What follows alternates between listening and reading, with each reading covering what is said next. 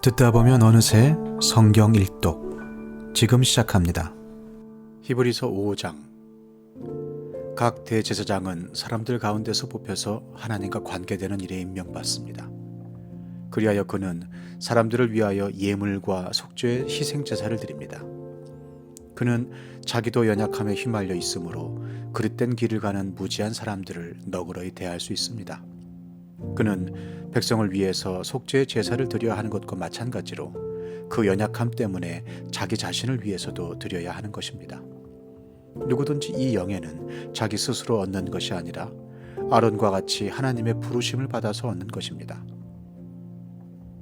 이와 같이 그리스도께서도 자기 자신을 스스로 높여서 대제사장이 되는 영광을 차지하신 것이 아니라 그에게 너는 내 아들이다, 오늘 내가 너를 낳았다 하고 말씀하신 분이 그렇게 하신 것입니다. 또 다른 곳에서 너는 멜기세덱의 계통을 따라 임명받은 영원한 제사장이다 하고 말씀하셨습니다. 예수께서 육신으로 세상에 계실 때에 자기를 죽음에서 구원하실 수 있는 분께 큰 부르짖음과 많은 눈물로써 기도와 탄원을 올리셨습니다. 하나님께서는 예수의 경외심을 보시어서 그 간구를 들어주셨습니다. 그는 아드님이시지만 고난을 당하심으로써 순종을 배우셨습니다.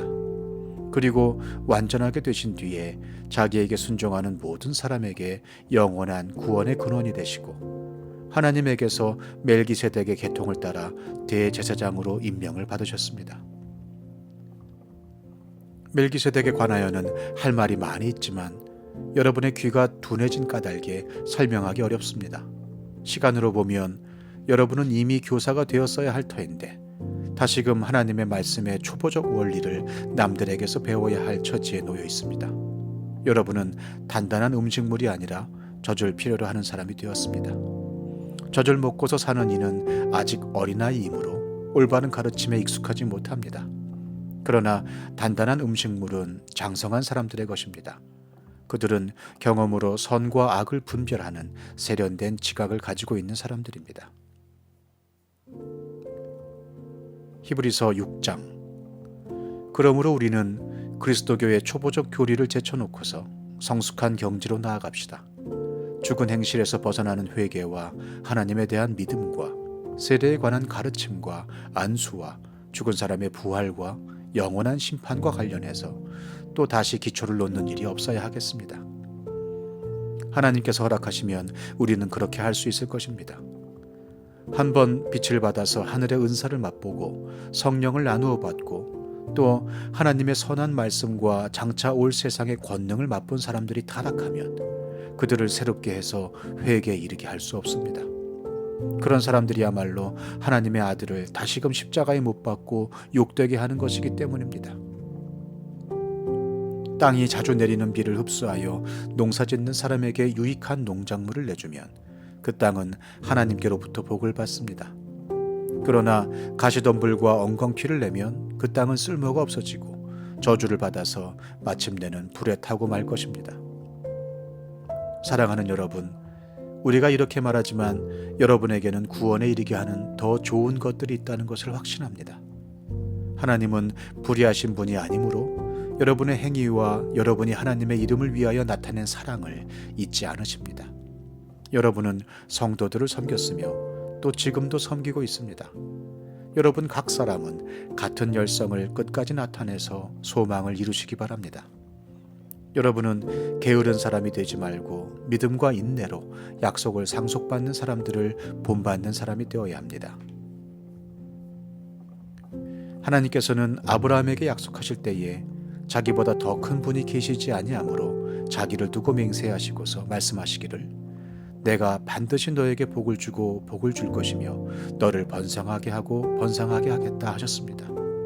그리하여 아브라함은 오래 참은 끝에 그 약속을 받은 것입니다.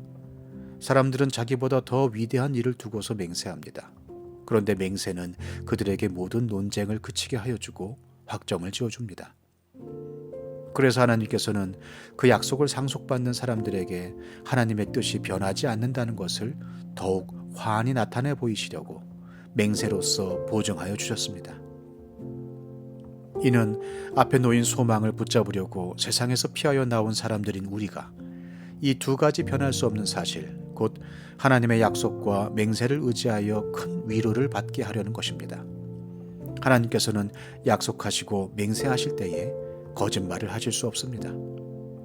우리에게는 이 소망이 있으니 그것은 안전하고 확실한 영혼의 닷과 같아서 휘장 안에까지 들어가게 해줍니다. 예수께서는 앞서서 달려가신 분으로서 우리를 위하여 거기에 들어가셔서 멜기세덱의 계통을 따라 영원히 대제사장이 되셨습니다. 시편 27편. 주님이 나의 빛, 나의 구원이신데 내가 누구를 두려워하랴. 주님이 내 생명의 피난처이신데 내가 누구를 무서워하랴. 나의 대적자들, 나의 원수들, 저 악한 자들이 나를 잡아먹으려고 다가왔다가 비틀거리며 넘어졌구나. 군대가 나를 치려고 애워싸도 나는 무섭지 않네. 용사들이 나를 공격하려고 일어날지라도 나는 하나님만 의지하려네. 주님, 나에게 단 하나의 소원이 있습니다.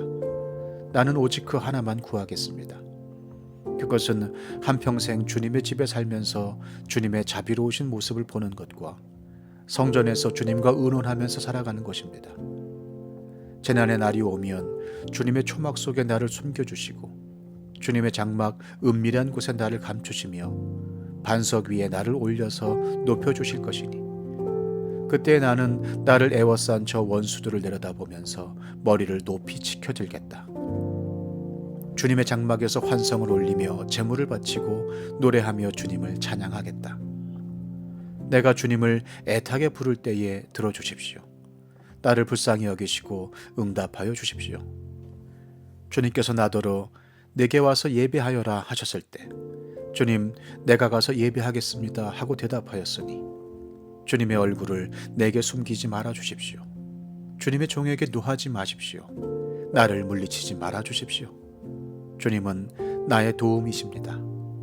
나를 버리지 마시고 외면하지 말아 주십시오. 주님은 나를 구원하신 하나님이십니다. 나의 아버지와 나의 어머니는 나를 버려도 주님은 나를 돌보아 주십니다.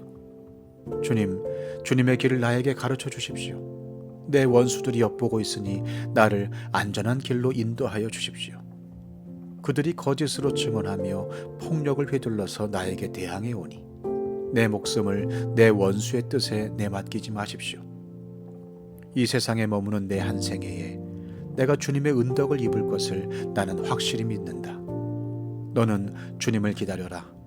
강하고 담대하게 주님을 기다려라.